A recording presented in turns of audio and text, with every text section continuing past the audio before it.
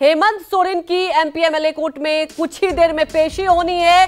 14 दिन की रिमांड पर फैसला सुना सकता है कोर्ट। ईडी ने 14 दिन की न्यायिक हिरासत की मांग की थी। सौरभ, अगर देखा जाए सुप्रीम कोर्ट से बड़ा झटका लग चुका है और कुछ ही देर में अब यह तय होगा कि आगे क्या होगा। 14 दिन की न्यायिक हिरासत की मांग की है ईडी ने।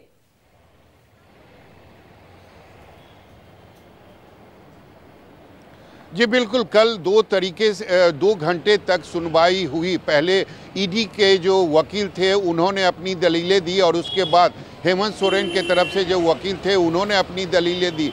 करीब 2 घंटे तक यह दलीलों का जो दौर था वह चला और उसके बाद जो ईडी की स्पेशल कोर्ट है उन्होंने अपना फैसला सुरक्षित रखा और उसके बाद हेमंत सोरेन को 1 दिन के लिए होटवार जेल भेज दिया गया। कल रात उनकी जो गुजरी है वो होटवार जेल में ही गुजरी है और आज यह माना जा रहा है कि 2 बजे के बाद फैसला किसी भी वक्त आ सकता है।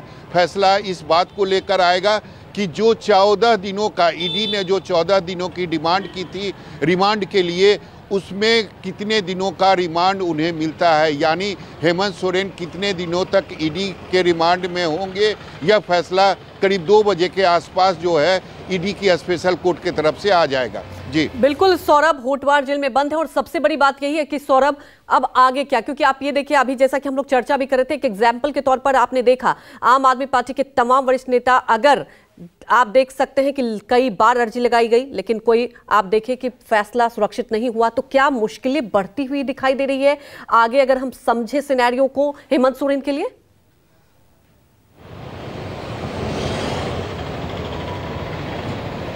जी बिल्कुल, हेमंत सोरेन की मुश्किलें लगातार बढ़ती ही जा रही है।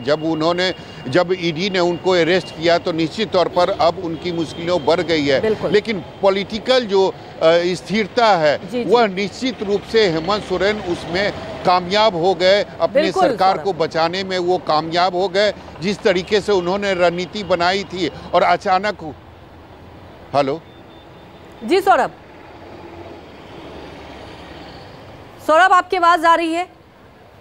ठीक है सौरभ, बिल्कुल एक तरीके से यह भी कह सकते हैं कि जी बिल्कुल एक तरीके से यह भी कह सकते हैं कि हेमंत सोरेन की परेशानी जरूर बढ़ गई है, लेकिन उन्होंने अपनी सरकार को बचाने में वो सफल रहे हैं। जो रणनीति उन्होंने बनाई थी वो कामयाब हो गई। जिस तरीके से वो दिल्ली गए थे और ईडी की जो टीम है वो अचानक वहाँ धमकी थी, उसके बाद हेमंत सोरेन जिस तरीके से लापता हो गए थे वहाँ से निकल गए थे और 2 दिनों के बाद वह अचानक 30 जनवरी को अचानक 2 बजे वो अपने विधायकों के बीच प्रकट होते हैं और उसके बाद वो जो रणनीति उन्होंने बनाई, यानी विधायकों के साथ बैठकर जो 2 रणनीति उन्होंने बिल्कुल देखिए सौरभ, हेमंत सोरेन को 10वां समन जारी किया गया था, उन्हें पहले से ही अंदाजा था, इसलिए उन्होंने सारी बी प्लान आप कह सकते हैं पूरी बिसात बिछा ली थी और सरकार बचाने में आप कह सकते हैं कामयाब, लेकिन मुश्किलें उनके लिए बढ़ती हुई दिखाई दे रही है। हमारे साथ जुड़ने के लिए आपका शुक्रिया।